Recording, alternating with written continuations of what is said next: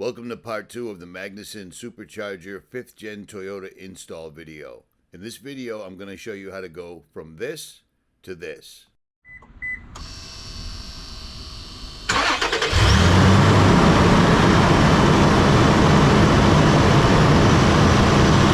So if you want to install a MAGNUSON Supercharger in your 5th Gen Toyota or FJ Cruiser but didn't think you could, you can. If you're mechanically inclined and have a set of tools to work on your Toyota, I'm going to walk you right through the process. Not that MAGNUSON didn't do an amazing job with their manual, but I'm going to show you a couple of things they may have left out. So if you want to see how I did this, you're going to want to sit back, relax, and check this out.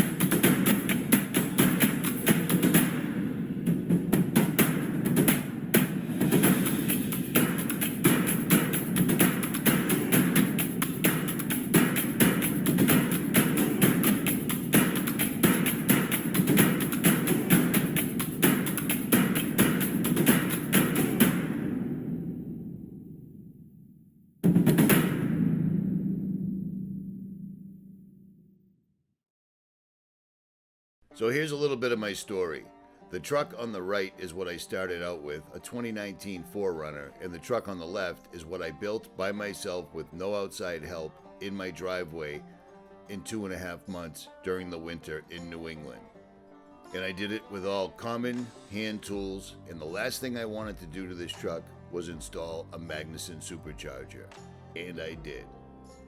I ordered the MAGNUSON Supercharger kit for the 2019 4Runner with the 4.0 motor, and this is everything they give you. They give you absolutely everything you would possibly need to install the Supercharger in your truck, except maybe for a few brackets or mounts that you may need to fabricate yourself, depending on your particular setup. But this setup is made for a stock engine with a stock airbox, no snorkel, etc. My truck was a TRD Pro with a TRD Pro cold air intake, and it already had a snorkel, a safari snorkel installed. So I had to make all that work, and I did.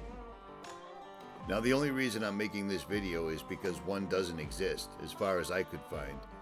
But I'll tell you what, the way everything is packaged and the way they wrote the manual, MAGNUSON walks you through this step by step by step by step. Well, I'm going to do a little bit better. I'm going to actually show you the steps in real time so you can see exactly what you're going to have to deal with when you do this installation. This installation will literally take you a day and a half and probably a day worth of fine-tuning and working out kinks. Now in part 1, I've already covered taking the tool that MAGNUSON gives you, uploading the information from the ECU of your truck, sending it to MAGNUSON, getting it back, and reflashing your computer. Part 1 will be linked below this video in the description box.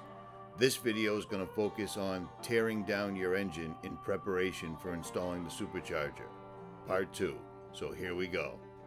This is the minimal list of tools that you're going to need to do this job. Now bear in mind, I am not a mechanic, and I still successfully did this job with no problems whatsoever at all. As a matter of fact, up till 7 years ago when I bought a Toyota Land Cruiser, I never even owned a set of metric tools. And I built this. So with a set of metric tools, some help from the forums, and some YouTube videos, it's amazing what you can build. So here we go. Let's get into step 1 of the Supercharger install. The first thing you're going to want to do is take off your factory bumper or your winch bumper just to give you room to work. It's well worth it, plus you're going to have to install the radiator for the Supercharger's intercooler. So getting the bumper out of the way is going to be key. It doesn't mention it in the manual, but I'm telling you, you're going to want to do it. So get that out of the way right off the rip.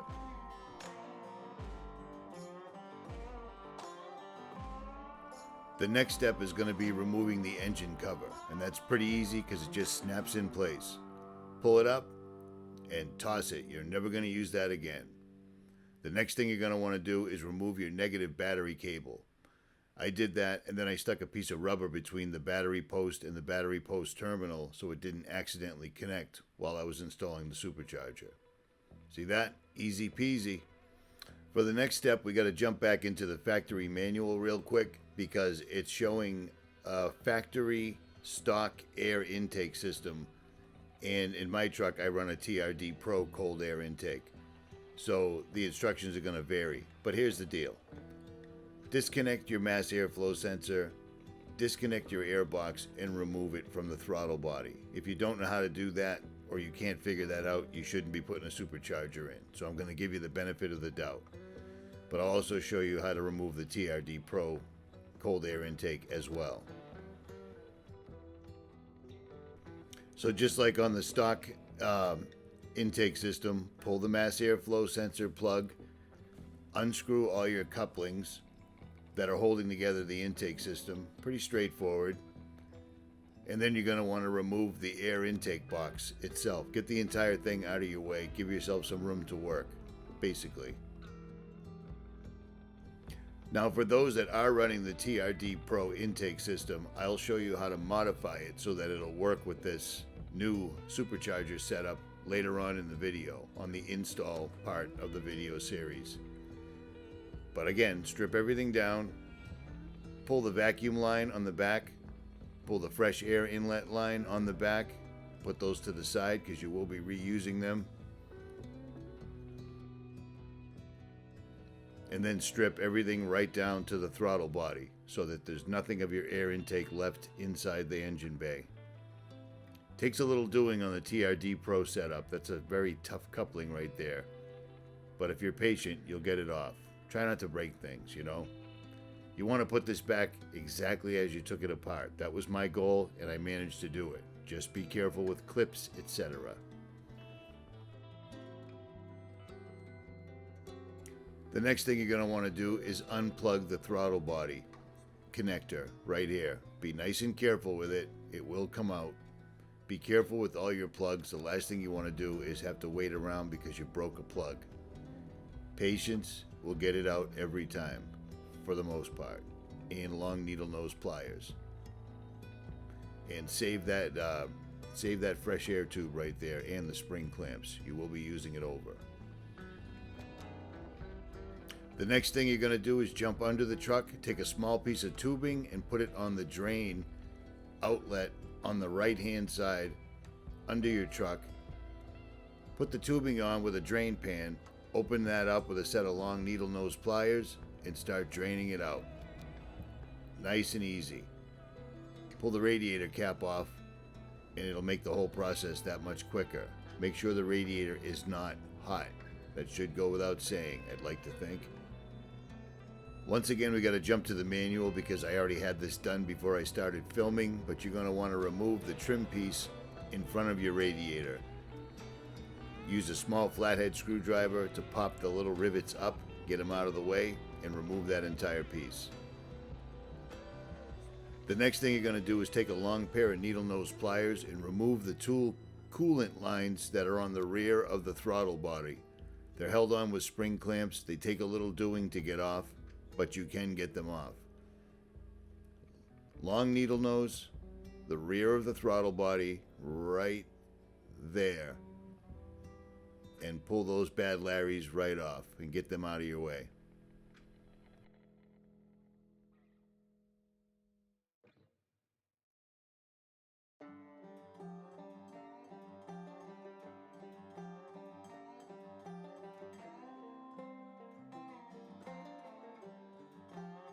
Okay, your next move is take a 10mm socket and remove the 4 bolts securing the throttle body to the intake manifold. And make sure you save the O-ring that's between the two of them. You will be reusing that. Or just replace it like I did, because why wouldn't you? You know what I mean? It's an $8 part.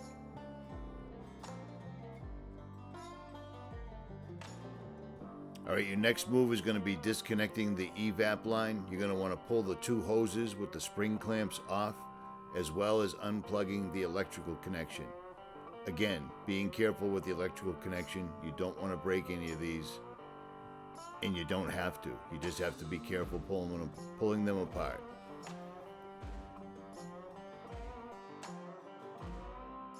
After you do that, right below there's a small white clip that's holding the electrical wire. Disconnect that. Just unclip it. Easy peasy.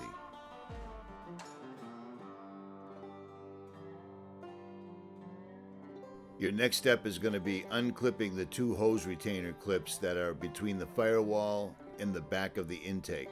You can see these two right here. You get a flathead screwdriver in there, you can successfully unclip them and save them because you will be reusing them, I believe.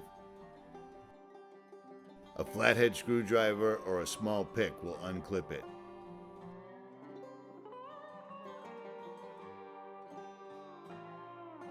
With that out of the way, go to the driver's side, and on the bottom of the intake you'll see a spring clip and a hose.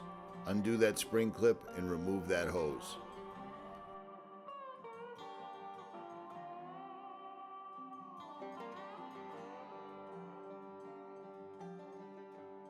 Okay, still on the driver's side, take a 12mm socket and remove that bolt right there from that bracket. Go into the intake manifold. Just pull that right out.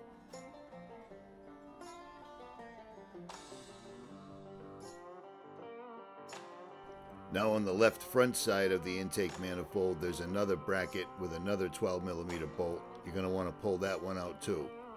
You're basically disconnecting the entire intake, obviously. So it's pretty straightforward, and if you've made it this far, you're killing it. You're absolutely killing it.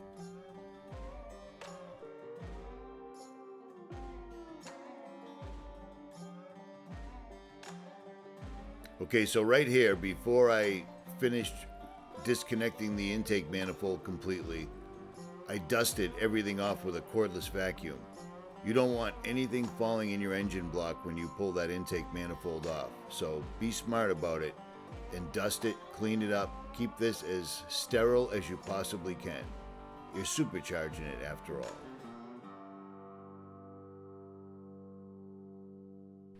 Okay, your next move is to remove the rear intake bracket bolt. And I used a flexible ratchet to do this because it was kind of tough to get to, but it's doable.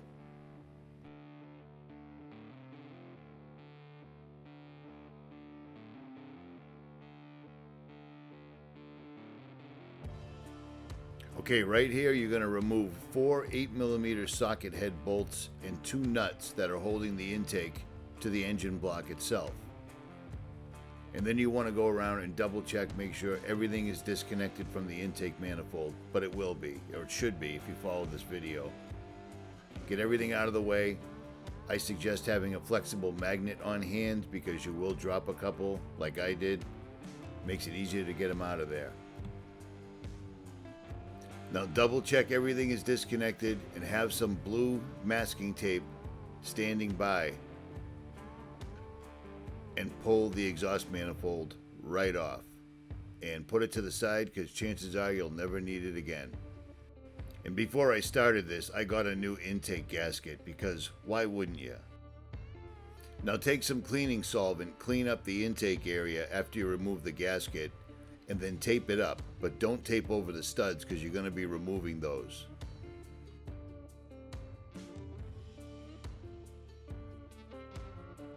Using an E5 Torx bit or a 5mm socket, that'll do the trick too. Pull those studs right out of there.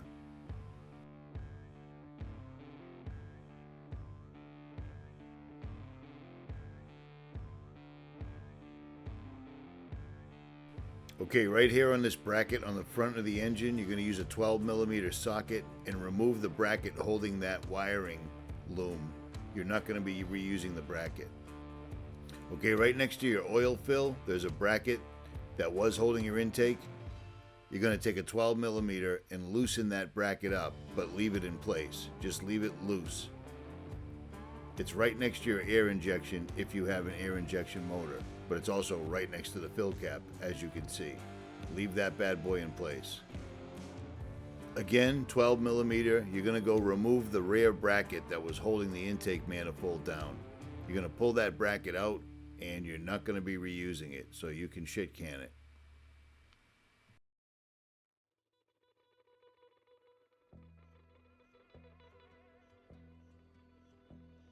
Okay, your next move is to remove a 10 millimeter bolt that's holding a bracket that's holding down that wiring harness, the rear left valve cover. Now save this bracket because you'll be reattaching this bracket to the supercharger itself, so don't lose this one. Okay, your next move is at the rear of the intake. There's a clip right there. Remove the bolt holding the harness and save the clip that's on the wiring loom, but you don't need the bracket, so you can discard that.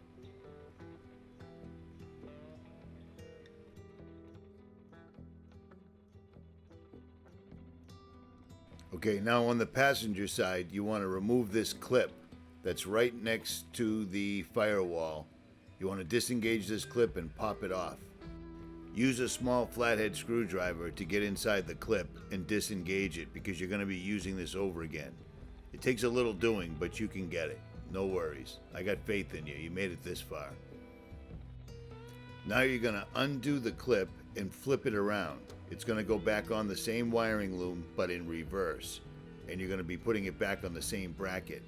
But you're going to have to bend the bracket a little bit with a set of vice grips or something towards the firewall so you can fit the supercharger in.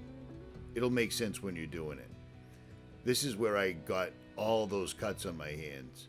Well, some of them, at any rate. Your goal is to get this bracket as close to the firewall as you can because you need room for the supercharger itself. So do what you gotta do. I bent it using long needle nose pliers, as you can see, and it all worked out perfect.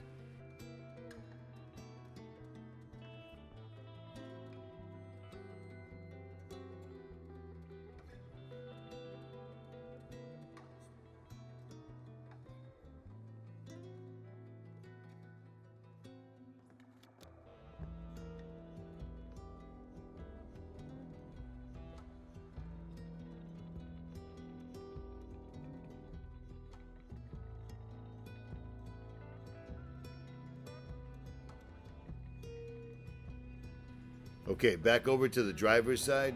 There's two clips that are on studs that are mounted to the engine. You got to get these two clips off this wiring loom. It's not easy to do, but you're going to rip those off. I use needle nose and a flathead, and you won't be reusing those, so don't worry if you destroy them. Just don't destroy the stud mounts.